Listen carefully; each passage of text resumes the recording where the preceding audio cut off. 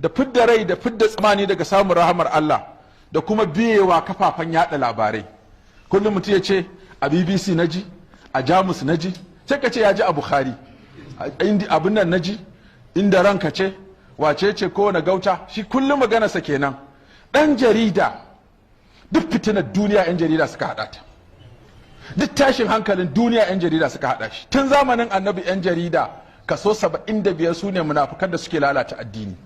Yaɗa jita-jita, yaɗa ƙarya, kan gama ƙananan abubuwa, faɗa da addini su kan malamai, fito da abubuwa na ɓatanci, yaɗa ɓarna, fito da abubuwa marasa kyau, abubuwan da ba a son jinsu ba a son ganinsu, ai ta kangama su. Duk irin waɗannan tun farko abinda 'yan jarida suke na sai wanda Allah ya tsare. Ana samun ɗan jarida mutumin kirki, kaga in ya ga ɓarna ba zai yada ba, duk abin da zai yada abin kirki ne ko abin arziki ne. Amma wani Allah yake ji an soki addini ko malamai biyu suna faɗa, ya fito ya kangama abin, ko wani malami ya yi kuskure a faɗaɗa abin saboda a soki malamai, a ce malamai sun kasa. Su ne fa wakilan annabi sallallahu alaihi wasallam. Ku duba irin jita-jita da aka yada akan mata annabi sallallahu alaihi wasallam na Aisha. Har mutanen kirki sai da suka fada aikin jarida a irin wannan, kuma aka yi musu bulala 80.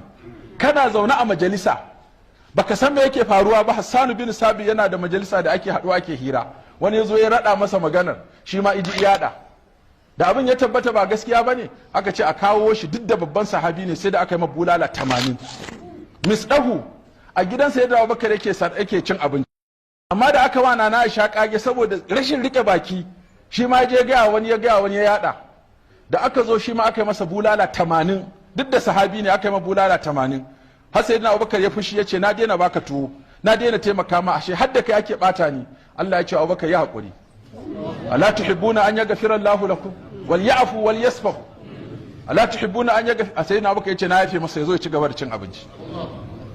Su kuma manyan munafikan, akwai kanwar mata annabi sallallahu alaihi wasallama, Hannatu bintu Jahsh, ita ma sai da aka yi mata bulala 80. Mata Abdurrahman bin Auf ce, ita kuma ta shigo ne don ta taimaka wa Zainab bintu Jahsh. Da ta ji an wana na Aisha kage, sai ta ga in ta yada daraja da martaban na Aisha za ta faɗi ta yar uwarta ta ɗaukaka. Ita kuma abin da ya shigo da ita kenan.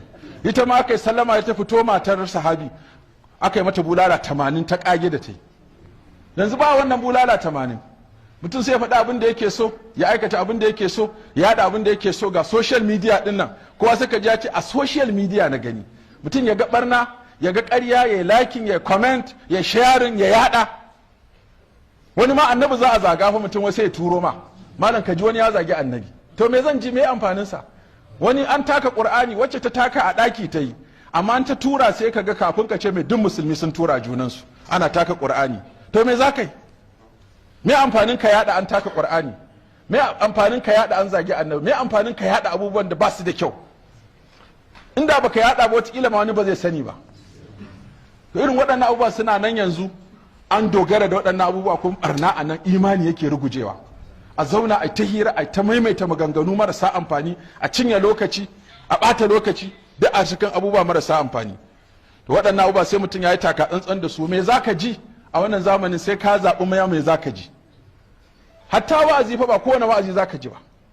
Sai ka je mutum an ce ai wani malami ya yi barna, barin turo ma ka ji yadda ya faɗa. To me amfanin ka tura mutum? Kalmomi munana har suna nema su sallance a zuciyarmu. Ka ji mutum yana faɗa baya kuka, yana faɗa baya nadama, yana faɗa ba ɓacin rai, ba wata damuwa. Kuma dama makiya addinin musulunci abinda suke so kenan, su ta faɗan mummunan magana akan Allah, akan addinin Allah, akan manzo Allah, akan malamai, har mu saba da ji. Ƙarshe abinda suke so mutane su daina ganin girman Allah. Abinda suke so mutane su daina ganin martaban manzon Allah. Abinda suke so mutane su sakaci da addinin Allah. Abinda suke so su cirewa mutane aminci da malamai. A ɗauka duk malamai mutanen banza ne, tunda malamai mutanen banza ne, to waye kuma zai koya maka addini? Kamar yadda ake kokarin a nuna sahabbai mutanen banza ne domin kan mu karɓi addini daga gare su, to haka ake so a duniyan nan a nuna malamai. Malami annabi ne, malami sahabi ne, malami mala'ika ne, waye baya kuskure? Sai malami ya daidai 1000 ka ji shiru, amma da an yi kuskure ɗaya sai kaga ana ta yaɗa a social media, ko mutane suna jin daɗi suna ta turawa. Wannan hanya ce mai sauƙi a cire mutane siƙa da aminci tsakaninsu da Allah da annabi da ƙur'ani da hadisi da sahabbai da malamai, sai waɗannan fasikan fajiran su zama su ne masu faɗa aji. Sai mun yi taka tsantsan.